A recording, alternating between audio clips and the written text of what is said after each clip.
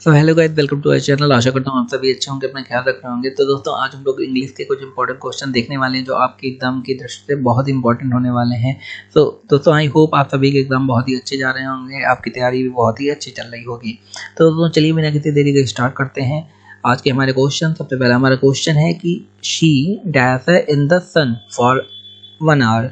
वो सन में रही, मतलब धूप में रही 1 घंटे के लिए। तो यहाँ पे क्या हो जाएगा, शी सिटिंग, या फिर हैज बीन सिटिंग, या फिर हैव बीन सिटिंग, या फिर हैज सिट।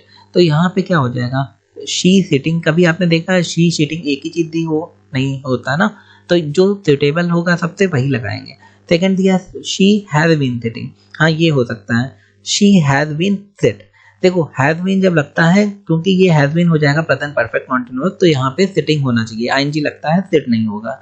या शी हैज सिट, तो हैज लगेगा, अगर प्रेजेंट परफेक्ट होगा तो फिर सिट नहीं होगा, थर्ड फॉर्म लगेगी। तो यहाँ पे सबसे करेक्ट है शी हैज बीन सिटिंग। हमेशा यही आप लगाते हैं कि वो, सपोज करो यहाँ टाइमिंग दिया है, टाइमिंग से आपको आइडिया लगना चाहिए ये कौन सा होना चाहिए sentence, present perfect continuous. Present perfect continuous में लगता है हैज बीन या हैव बीन, तो शी लगा है तो उसके साथ हैज बीन लगेगा। तो she has been sitting in the sun for 1 hour, वो 1 घंटे से धूप में बैठी है। तो she has been sitting या she has been doing this work for 2 hours। तो जब भी टाइम दिया हो और सपोज करो कोई इंसान 1 घंटे या 2 घंटे या 5 घंटे से कोई काम कर रहा है, तो वहां पे has been लगता है। आगे देखते हैं क्वेश्चन। दोस्तों, क्वेश्चन दिया है कि it will help you in your study, ये तुम्हें तुम्हारी पढ़ाई में मदद करेगा। तो यहाँ पे आगे लिखा है, तो will it help you हो जाएगा, या फिर was it help you, या फिर is इट हेल्प यू, या फिर आर इट हेल्प यू।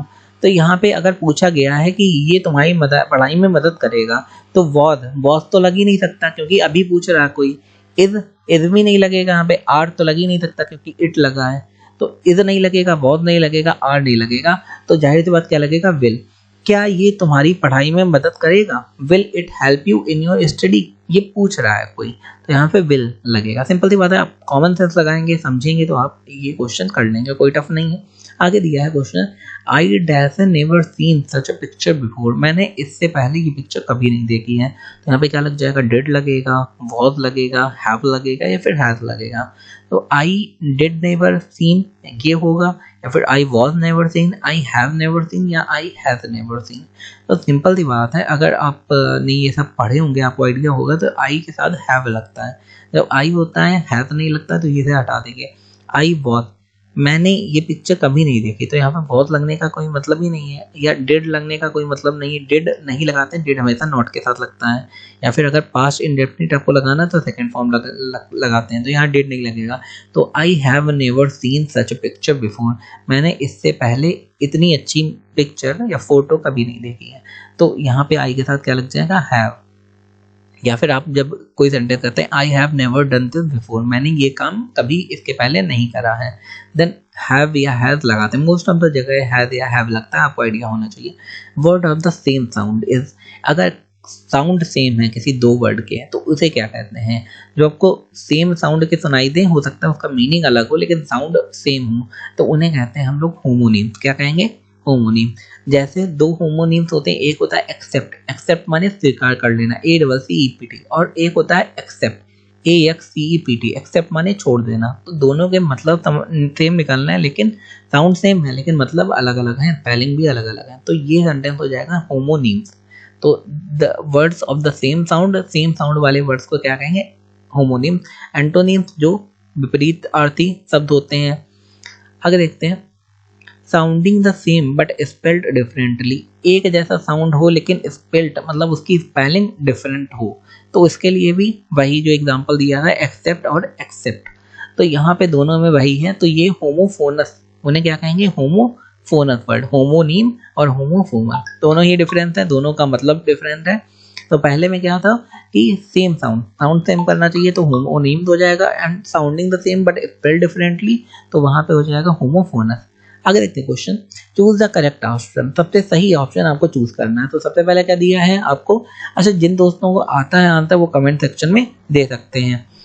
तो दोस्तों, अगर एक चीज़ और मैं रिक्वेस्ट करना चाहता हूँ, अगर आपने अभी तक हमारे चैनल सब्सक्राइब नहीं करा, सब्सक्राइब कर ले, बेल आइकन को दबा दें, because your subscription is our motivation. आप सब्सक्राइब करेंगे तो हमें भी मोटिवेशन मिलेगा और हम आपके लिए और अच्छा कंटेंट लाने की कोशिश करेंगे जैसे आपको अच्छा आइडिया लग सके। तो सबसे पहला हमारा नंबर क्वेश्चन है, my friend have got a new job. मेरे फ्रेंड को एक नई जॉब मिल गई है। आगे, my friend have got a new work, या my friend is got a new job, या फिर my friend did got a new job. जब ये कहते हैं कि मेरे फ्रेंड को, मेरे दोस्त को एक जॉब मिल गई है, तो वहाँ पे इज और डिड नहीं लगाते हैं, हैज लगाते हैं, तो ये दोनों तो रॉन्ग हो जाएंगे। देन दिया है my friend has got a new job, या my friend has got a new job, या तो यहाँ पे क्या होगा, वर्क होगा कि जॉब होगा, बाकी तो दोनों सेंटेंस सेम है। तो जब ये कहेंगे मेरे दोस्त को नया काम मिल गया है या नई जॉब मिल गई है, तो हैज और friend got a new job की जगह friend got a new work हम लोग यूज करते हैं, मोस्ट ऑफ द टाइम यही करेक्ट है।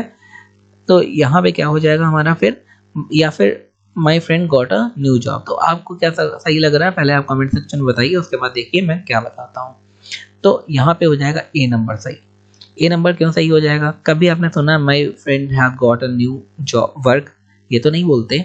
My friend got a new job, work माने कोई भी काम, जैसे मैं घर पे बर्तन धो रहा हूँ, या मैं घर पे झाड़ू लगा रहा हूँ, या मैं बाहर से सब्जी ला रहा हूँ, तो वो वर्क में तो सब कुछ आ जाता है, लेकिन जॉब जो होती है वो आपको आइडिया लग जाएगा कि हाँ नया काम मिल गया, वो किसके बारे में बात हो रहा था। तो यहाँ पे माई friend have got a new job सही हो जाएगा। आगे देखते हैं क्वेश्चन।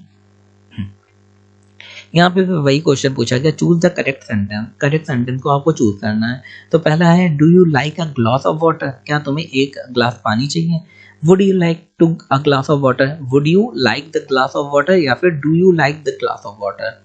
तो इसमें कौन सा सेंटेंस सही हो जाएगा, काफी इंटरेस्टिंग क्वेश्चन लग रहा है। तो सबसे पहले हम लोग देखते हैं 3 नंबर वाला। देखिए इसमें क्या पूछा गया है, would you like the glass of water, क्या तुम ग्लास ऑफ वाटर मतलब एक ग्लास वाटर पसंद करोगे, तो ये तो नहीं होगा, यहाँ पे वुड नहीं लगेगा। Do you like a glass of water, do क्या तुम पसंद करते हो, ये भी नहीं है। आगे would you like a glass of water, then ये सही हो सकता है यहाँ पे। Then do you like a glass, do मैंने कहा नहीं लगेगा, क्या तुम लोगे मतलब फ्यूचर की बात करी जाती तो वहां पे वुड लगेगा। तो वुड वाले 2 हैं, बी और सी। अब उसमें भी कौन सा सही होगा, अ glass of water. Glass of water की बात करते हैं तब द नहीं लगता, तो वहां पे क्या हो जाएगा, would you like a glass of water, ना कि द ग्लास ऑफ वाटर। तो यहाँ पे आपको आइडिया होना चाहिए कि सही कौन सा है। तो यहाँ पे बी नंबर वाला हमारा सही हो जाएगा कि would you like a glass of water, क्या तुम एक ग्लास पानी लेना पसंद करोगे। आगे देखते हैं, क्वेश्चन दिया है antonyms of ad lib. Ad lib माने क्या होता है ये समझिए। एड लिब का एंटोनिम्स मतलब विपरीतार्थक शब्द निकालना है। एड लिब माने होता है बिना तैयारी के, बिना तैयारी के जैसे एग्जाम देने जाना। तो इम्प्रोवाइज हो जाएगा, या फिर एक्सटेम्पराइज्ड हो जाएगा, या डिलिब्रेट हो जाएगा, या स्पॉन्टेनियस हो जाएगा। तो धीमे धीमे करके सबका मीनिंग समझते हैं। एंटोनियस माने आपको पता ही है क्या होता है, विपरीतार्थक शब्द होते हैं। तो यहाँ पे हो जाएगा आंसर डेलिब्रेट। डेलिब्रेट इसका हो जाएगा आंसर। क्यों हो जाएगा, क्योंकि एंटोनिम्स माने होता है बिना तैयारी के, और डेलिब्रेट आपने सुना होगा, ये काम तुम बड़ा डेलिब्रेटली कर रहे हो। डेलिब्रेटली कर रहे हो मतलब बहुत ही तैयारी के साथ, बहुत ही अच्छे से कर रहे हो। आगे देखते हैं, आगे क्या कह दिया, इम्प्रोवाइज माने होता है काम चलाओ। ये काम तुम काम चलाओ कर रहे हो। यहाँ पे लिखा है कि बिना तैयारी के कर रहे हो, यहाँ पे लिखा काम चलाओ, तो ये तो गलत हो जाएगा, ये सही होने के कोई चांसेस ही नहीं है। तो आगे देखते हैं, तो यहाँ पे डेलिब्रेट हो जाएगा मतलब बहुत तैयारी से कर रहे हो। या फिर स्पॉन्टेनियस माने अचानक से, तो ये भी यहाँ पे गलत हो जाएगा, अचानक से यहाँ पे नहीं होगा। आगे देखते हैं क्वेश्चन, एंटोनिम्स ऑफ इम्पेरिल। इम्पेरिल का एंटोनिम्स आपको बताना है। इम्पेरिल माने आप समझिए संकट में डालना। इम्पेरिल माने क्या होता है, किसी इंसान को संकट में डालना या किसी चीज को संकट में डालना। तो एंटोनिम्स ऑफ इम्पेरिल मतलब संकट में डालने का विपरीतार्थक तक बताना है। तो सेफ गार्ड करना, या फिर एंडेंजर करना, हैजार्ड करना, या फिर जियो पैराडाइज करना। तो इंडेंजर माने मुसीबत में डालना, हैजार्ड माने मुसीबत। तो इम्पेरिल माने भी मुसीबत, एंडेंजर और हैजार्ड माने भी मुसीबत, जियो पैराडाइज माने भी मुसीबत। तो फिर होगा क्या इसका, एंटोनिम माने उल्टा, उल्टा माने सेफ गार्ड। सिंपल सी बात है कि अगर इम्पेरिल माने मुसीबत में डालना होता है, तो किसी इंसान को सेफ गार्ड करना मतलब उसे बचाना, उसकी रक्षा करना ही इसका एंटोनिम्स होगा। तो दोस्तों ये थे आज के हमारे इंग्लिश के क्वेश्चन। आगे देखते हैं क्वेश्चन और है एंटोनिम्स ऑफ इनस्क्रूटेबल। तो यहाँ पे इनस्क्रूटेबल माने क्या होगा? तो इसका मतलब होता है अनिवार्य। कोई काम जरूरी है, कोई काम अनिवार्य है, तो उसका एंटोनिम्स क्या हो जाएगा? तो उसका एंटोनिम्स हो जाएगा ऑब्वियस। ऑब्वियस माने जो अनिवार्य नहीं है, इतना ऑब्वियस वो होना ही है, इस तरीके का। तो इसका एंटोनिम्स हो जाएगा ऑब्वियस इनस्क्रूटेबल का। तो दोस्तों ये थे आज के हमारे इंग्लिश के इंपॉर्टेंट क्वेश्चन। आई होप आपको वीडियो बहुत ही अच्छा लगा होगा, इन्फॉर्मेटिव लगा होगा। अगर लगा है तो हमारे चैनल को लाइक शेयर सब्सक्राइब करना ना भूलें। धन्यवाद।